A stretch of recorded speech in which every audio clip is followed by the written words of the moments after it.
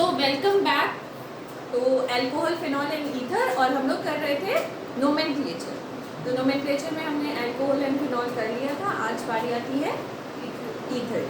तो ईथर का भी नोमेनक्लेचर आप लोगों को आता होगा ना, क्लास 11th लेवल का कुछ कुछ याद होगा, कुछ कुछ मैं थोड़ा सा बता दूंगी और बाकी नोमेनक्लेचर आपको ही करना है, बट थोड़ा सा मैं मेमोराइज करा दूंगी, ठीक है? ओके, चलो। तो टॉपिक हेडिंग क्या लगाएंगे? Nomenclature of ether. क्या हो गया इनको? आखिरी घड़ी पे है। Okay, so what is the general formula of ether? ROR। ये जनरल फॉर्मूला थोड़ी ना होता है। जनरल फॉर्मूला क्या है? दैट इज CnH2n + 2O, है ना? ROR is not the general formula बेटा, it's a structure. ओके, ठीक है? तो ये हो गया तुम्हारा ईथर। एक्चुअली पता है ईथर और अल्कोहल की स्टोरी आई कहाँ से है? सबके पापा है हाइड्रोजन बोलो, वाटर। सबके पापा कौन है? वाटर। तो वाटर की स्टोरी बहुत दुखदायक थी। दुखदायक क्या थी? क्या दुखदायक स्टोरी होगी इसमें? कुछ आइडिया है वाटर की क्या दुख है? नहीं, कोई दुख इसका पता ही नहीं है तुमको। केमिस्ट्री में दुख दर्द समझो यार। तो वाटर का एक दुख है। दुख क्या है कि भाई इसमें ऑक्सीजन में होता है लोन पेयर। ऑक्सीजन में होता है लोन पेयर। और वो पढ़ा है VSEPR थ्योरी, क्लास 11th, है ना? तो क्लास 11th में VSEPR थ्योरी में हम लोगों ने पढ़ रखा है क्या कि लोन पेयर का जो शक्ति होता है ना, शक्ति प्रदर्शन बहुत करता है लोन पेयर। तो लोन पेयर के शक्ति प्रदर्शन के वजह से जो बॉन्ड पेयर है वो दब जाता है। क्या बोला मैंने? लोन पेयर के शक्ति प्रदर्शन की वजह से बॉन्ड पेयर दब जाता है। तो VSEPR थ्योरी में एग्जैक्टली क्या बोला हुआ था? लोन पेयर का जो अट्रैक्शन होता है that is greater than lone pair, और बॉन्ड पेयर का जो अट्रैक्शन होता है that is greater than bond pair, और बॉन्ड पेयर का जो अट्रैक्शन होता है, ठीक है? तो यही होता है। अब भैया ये जो लोन पेयर है ये तो दुखदायक बन गया ना, क्योंकि ये अपना शक्ति दिखा रहा है, शक्ति प्रदर्शन कर रहा है। तो शक्ति प्रदर्शन करने की वजह से क्या हुआ ना, ये जो एंगल होना चाहिए था इन दोनों के बीच में, कितना होना चाहिए था? 109 डिग्री का एंगल होना चाहिए था, वो डिक्रीज होके क्या हो जाता है? 105 डिग्री का, ठीक है? इन दोनों के एंगल के बीच में 105 डिग्री का वो हो जाता है, क्या बोलते हैं? डिफरेंस आ जाता है, क्योंकि ये अपना शक्ति प्रदर्शन करता है और बोलता है हटो यहाँ से, ठीक है? अब वाटर बड़ा परेशान। वाटर क्या बोल रहा है कि भैया ये तो बहुत ज्यादा शक्ति प्रदर्शन कर रहा है, तो चलो इसको साइड किया जाए, है ना? जो बहुत ज्यादा शक्ति प्रदर्शन करता है उसको साइड कर दिया जाता है। तो वाटर ने बोला कि भैया तुम हटो यहाँ से, तुम बहुत ज्यादा अपना अकड़ दिखा रहे हो, और हाइड्रोजन तुम हटो, ठीक है? तुम हटो, हम ऐसी चीज को लेके आते हैं जो इसको शक्ति प्रदर्शन करने नहीं देगा। तो क्या आ जाता है? CH3। हाइड्रोजन को हटा के एक CH3 लेके आ गया। तो CH3 आने से क्या हुआ? जो बॉन्ड एंगल था 109 डिग्री वही बनने लगा। तो हाइड्रोजन का मतलब वाटर का दुख दर्द खत्म हुआ थोड़ा सा, ठीक है? अब वाटर क्या बोलेगा कि चलो थोड़ा सा दुख दर्द जो खत्म हुआ, ये तो 109 डिग्री बन गया है, चलो और थोड़ा दुख दर्द खत्म करते हैं।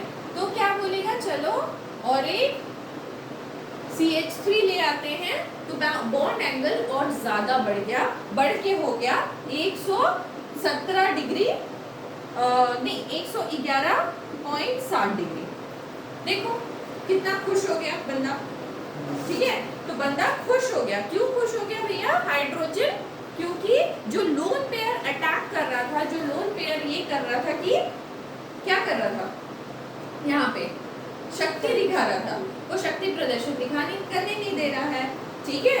तो इस तरह से हाइड्रोजन जो होता है वो रिप्लेस होता है bye CH3 group, CH3 group, right, ठीक है। अब अगर मान लो ऐसा ग्रुप बन रहा है तो ये वाटर से क्या बन जा रहा है? अल्कोहल बन जा रहा है, ठीक है। अगर एक हाइड्रोजन रिप्लेस हो जाएगा तो अल्कोहल बन जाएगा, अगर दोनों हाइड्रोजन रिप्लेस हो जाएगा तो ईथर बनेगा, जिसको हम बोलते हैं एल्कोक्सी एल्केन। क्या बोलते हैं? Alkoxy alkane. याद है ये कहानी एल्कोक्सी एल्केन वाली? हाँ, थोड़ा बहुत तो याद आ रहा है, नाम से सुना सुना लग रहा है ना। तो एल्कोक्सी एल्केन तो कैसे बना पता चला, ठीक है। वाटर इज पापा ने क्या बोला? ज्यादा शक्ति नहीं दिखाने का बच्चा लोग, है ना। तो जो शक्ति दिखाएगा वो घर से बाहर जाएगा, ठीक है। घर से बाहर निकाला और ऐसे अल्कोहल और एल्कोक्सी एल्केन का प्रिपरेशन हुआ, राइट, ठीक है। चलो, तो यहाँ तक स्टोरी समझ आ गई।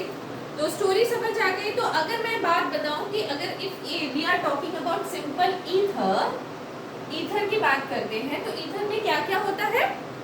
एक सिंपल ईथर होता है और एक मिक्स्ड ईथर होता है। कैसा ईथर होता है? एक सिंपल ईथर होता है और एक मिक्स्ड ईथर रहता है। जो सिंपल ईथर रहता है मतलब उसके ऑक्सीजन के इस तरफ जो ग्रुप रहेगा, ऑक्सीजन के उस तरफ भी वही ग्रुप रहेगा, राइट, समझ आ रहा है ना, ठीक है। और मिक्स्ड में क्या होता है कि अगर ऑक्सीजन के एक तरफ कोई और ग्रुप रहेगा और ऑक्सीजन के एक तरफ कोई और ग्रुप, समझ आया। तो there are basically two kind of ether, one is simple ether and another one is mixed ether। जितना नोट करना चाहते हो वो नोट कर लो, बाकी हम आगे बढ़े।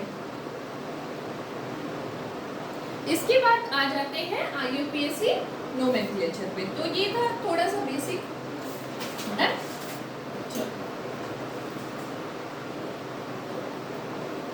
तो इससे क्या ज्ञान मिला? पापा से पंगा नहीं लेने का, है ना। Okay,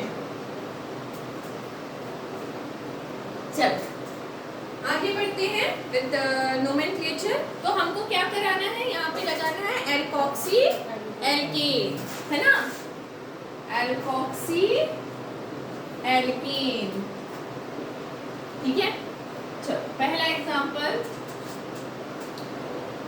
basic. ये कैसा ईथर है बाबू? सिंपल ईथर है। नाम क्या होगा? Very nice, methoxy methane. इसमें तो कोई गड़बड़ी नहीं है, सिंपल में कोई गड़बड़ नहीं होगा। Methoxy methane, very good, okay.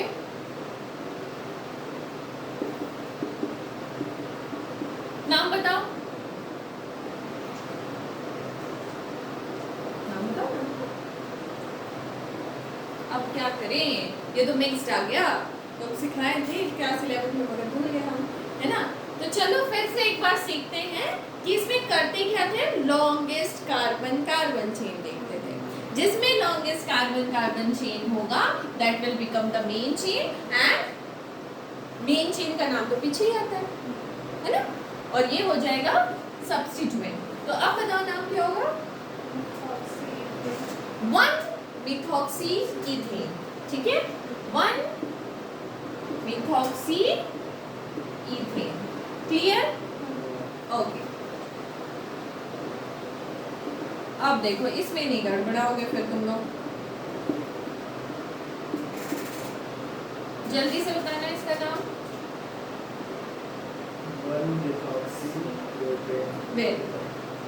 1-methoxy propane. तो अब ठीक हो गया, अब याद आ गया सब पिछली भूली बातें। चलो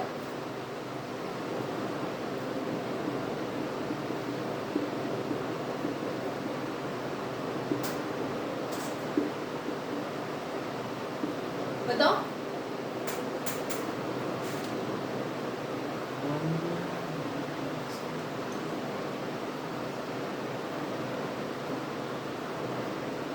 जल्दी जल्दी जल्दी।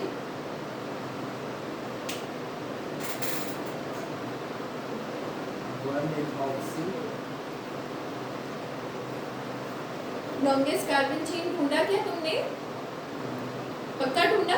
कौन सा वाला? Of course right hand side. Very good. ये हाँ, यहाँ तक काम पूरा किया, मगर क्या उसके बाद आपने नंबरिंग की? नहीं। क्यों? स्टेप क्यों भूल जाते हैं बच्चा? नंबरिंग करना है ना? यहाँ पे 1 नंबर दिया ना, क्योंकि वो 1 पोजीशन पे है। यहाँ पे नंबरिंग अगर तुम करोगे तो ऑफ कोर्स कहाँ से करोगे? जहाँ से सब्स्टिट्यूट पास में पड़ता है ना? तो नंबरिंग हो गया यहाँ पे 1, यहाँ पे 2। अब बोलो ना। मिथॉक्सी, अच्छा सॉरी, इथॉक्सी है ना? Ethoxy butane. क्लियर है? ठीक है, ओके। चलो एक और देते हैं।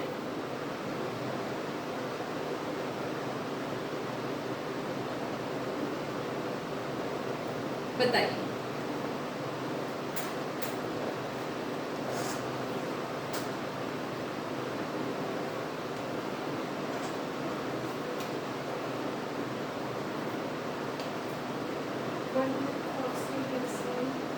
मिक्सिंग बेंजीन है ना? 1 मिथॉक्सी बेंजीन। ठीक है, अब मैं अगर कहूँ कि यहाँ पे 1 पोजीशन लिखना जरूरी नहीं है, तो क्या इस बात को मानोगे तुम? मानोगे तुम? हाँ या ना? जल्दी से बताओ, मुस्कुराओ मत, बताओ जल्दी से। मानोगे? पक्का मानोगे ना? क्योंकि यहाँ पे एक ही सब्स्टिट्यूएंट है। एक ही सब्स्टिट्यूएंट तो कहीं भी रह सकता है ना? बेंजीन रिंग के आपके कहीं भी रह सकता है, यहाँ रह सकता है, यहाँ रह सकता है, यहाँ रह सकता है। कहीं भी लोगे तो नंबर तो वहीं से करोगे नंबरिंग। तो 1 लिखने का कोई जरूरत नहीं है, राइट? अगर तुम्हारे पास ओनली एंड ओनली 1 सब्स्टिट्यूएंट है। 2 सब्स्टिट्यूएंट है तो ऑफ कोर्स नंबरिंग करने की जरूरत है, बट सिंगल में करने की कोई जरूरत नहीं। यहाँ तक नोट करो, फिर आगे कराए। हो गया ना? डन। चलो इतना मिटा लेते हैं।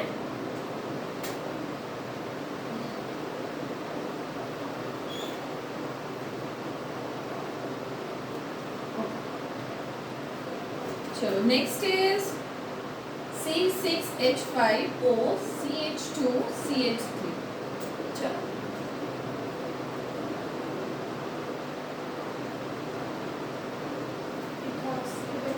Very good. इथॉक्सी बेंजीन क्यों? क्योंकि यही एक सब्स्टिट्यूएंट है और कोई सब्स्टिट्यूएंट है नहीं, तो पोजीशन लिखने की जरूरत है नहीं। Ethoxy benzene. Done. Okay, C6H5O CH2 CH3।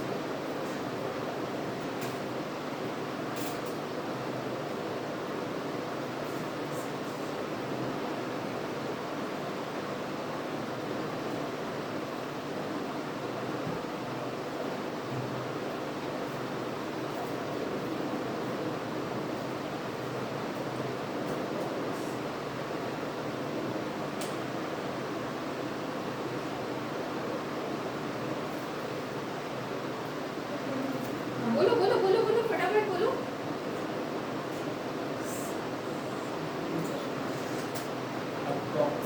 हेप्टॉक्सी।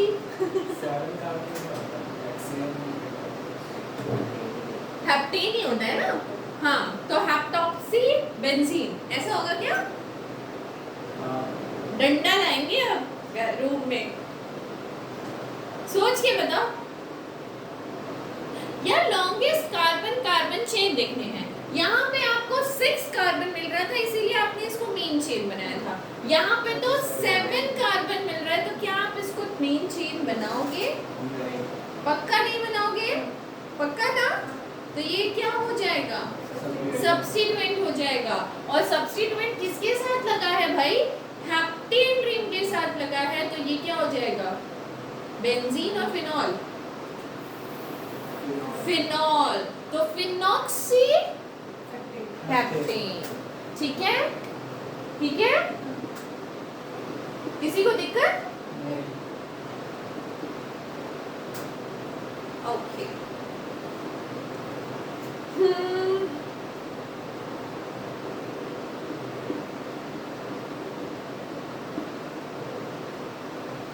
बोलो।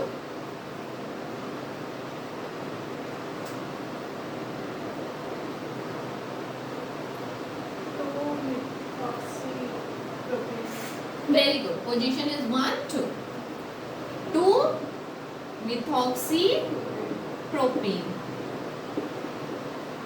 ठीक है?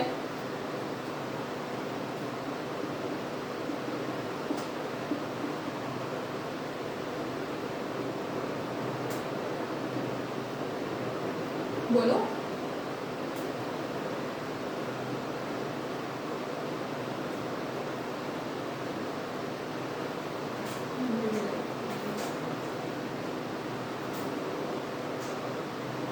बोलो बोलो जल्दी।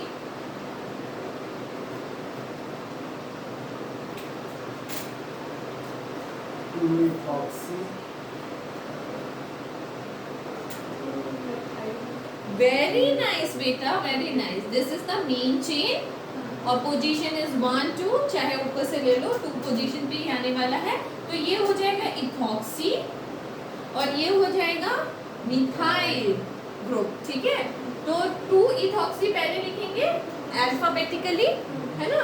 2 इथॉक्सी, 2 पे ही मिथाइल ग्रुप है और लॉन्गेस्ट चेन इज प्रोपेन। समझ आ रहा है? ओके।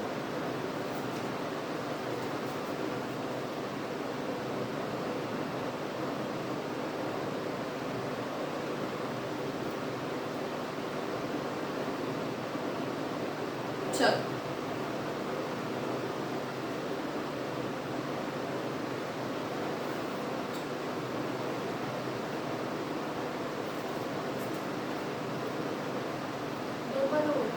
बिल्कुल है, बिल्कुल है।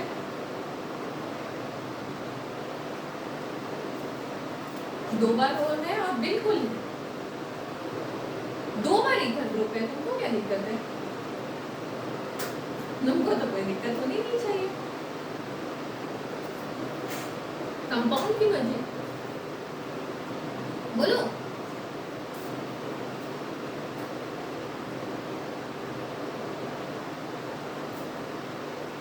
रूल वही है, लॉन्गेस्ट कार्बन कार्बन चेन। ठीक है? तो इधर मेरे को लॉन्गेस्ट कार्बन नहीं दिख रहा है, इवन इधर भी मेरे को लॉन्गेस्ट कार्बन नहीं दिख रहा है, मुझे ये दिख रहा है लॉन्गेस्ट कार्बन का चेन। राइट? अब मैं नंबरिंग यहाँ से करूँ कि यहाँ से करूँ? अल्फाबेटिकली करेंगे। ठीक है? तो ये क्या होगा? इसका नाम क्या होगा? इथॉक्सी। इथेन कैसे? ऑक्सीजन के साथ लगा है, इथॉक्सी। और ये क्या है? मिथॉक्सी। तो अल्फाबेटिकली कौन पहले आता है? इथॉक्सी। तो नंबरिंग यहाँ से करेंगे। रूल वही है, रूल बदलता नहीं है, बस आपकी सोच बदल जाती है कि ऐसा कंपाउंड है, बाप रे बाप, बस यही हो जाता है, बाकी कुछ नहीं रूल बदलता है। तो ये हो गया 1 इथॉक्सी 3 मिथॉक्सी प्रोपीन।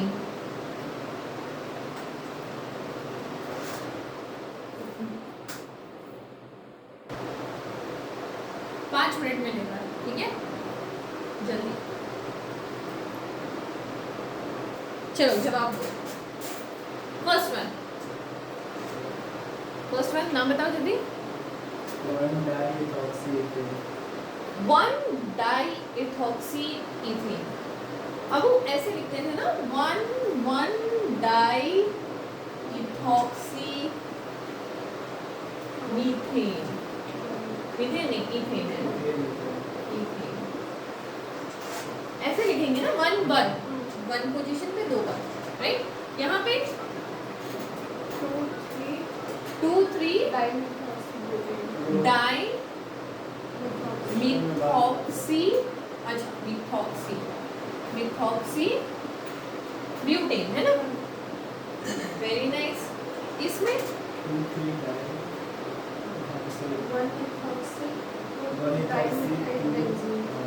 बिल्कुल सही। इसमें कौन सा रूल लगाएंगे? अल्फाबेटिकली नहीं, एक और रूल फॉलो होता है इसका। ये तो आपने तो कर लिया कि ये इथॉक्सी है और ये मीथेन है, तो भैया अल्फाबेटिकली हमने कर लिया। बट लोएस्ट सम रूल याद है? लोएस्ट सम रूल है ना, तो लोएस्ट सम रूल में क्या था? हर बार ये तुक्का नहीं लगेगा ना, हर बार जरूरी नहीं है ऐसा होगा, इसलिए मैं याद दिला दे रही हूँ। लोएस्ट सम रूल क्या था? अगर हम इसको पोजीशन 1 करते हैं और इसको पोजीशन 2 करते हैं तो क्या होगा? 1 + 2 पे 2 बार, राइट? तो 2 + 2 + 1 = 4, ठीक है। और अगर इसको 1 करते हैं और इसको 2 करते हैं तो क्या हो जाएगा? 1 + 1 + 2, तो कितना हो जाएगा? अगेन 4, नहीं ये 5 हो गया, ये 5 हो गया, ठीक है। तो कौन सा रूल फॉलो होगा अब बताओ?